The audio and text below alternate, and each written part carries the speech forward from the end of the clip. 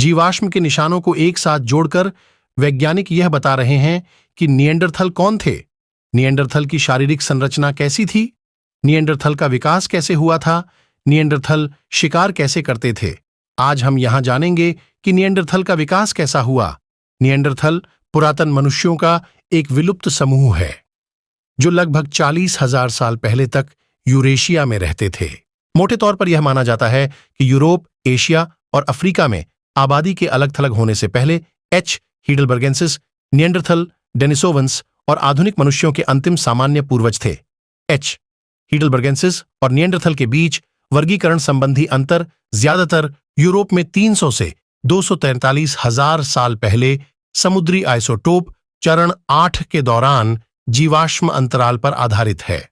परंपरा के अनुसार निएंडरथल इस अंतराल के बाद के जीवाश्म हैं।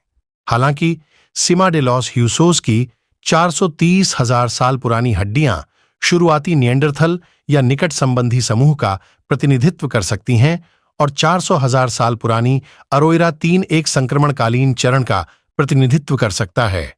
पैतृक और व्युत्पन्न रूप एक साथ रह सकते थे।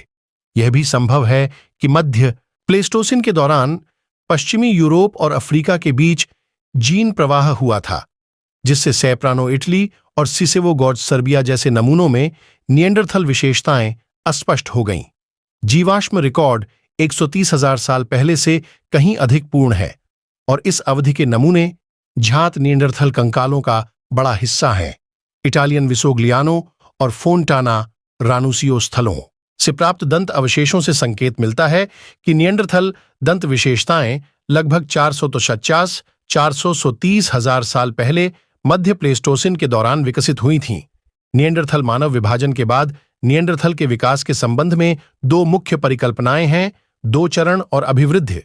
दो चरण का तर्क है कि एक प्रमुख पर्यावरणीय घटना जैसे कि साले हिमाच्छादन के कारण यूरोपीय एच. हीडलबर्गेंसिस के शरीर के आकार और मजबूती में तेजी से वृद्धि हुई, साथ ही सिर का लंबा होना हुआ, जिसके बाद अन्य घटनाएं हुईं। खोपड़ी की शारीरिक रचना में परिवर्तन।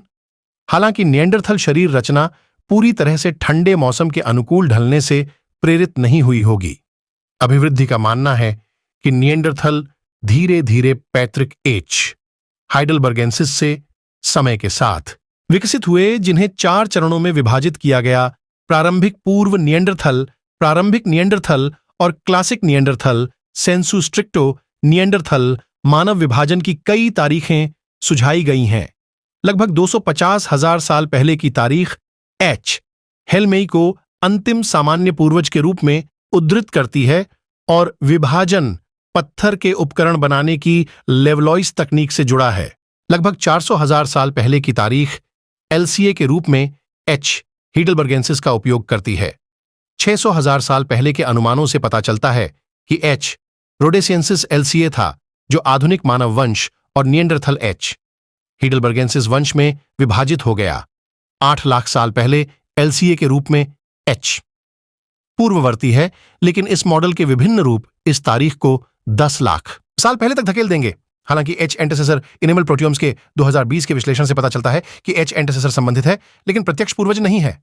डीएनए अध्ययनों से निएंडरथल मानव विचलन समय के लिए विभिन्न परिणाम मिले हैं। पहले एक दंत विश्लेषण का निष्कर्ष निकाला गया था: निएंडरथल और डेनिसोवन आधुनिक मनुष्यों की तुलना में एक दूसरे से अधिक निकटता से संबंधित हैं, जिसका अर्थ है कि निएंडरथल डेनिसोवन विभाजन आधुनिक मनुष्यों के साथ उनके विभाजन के बाद हुआ।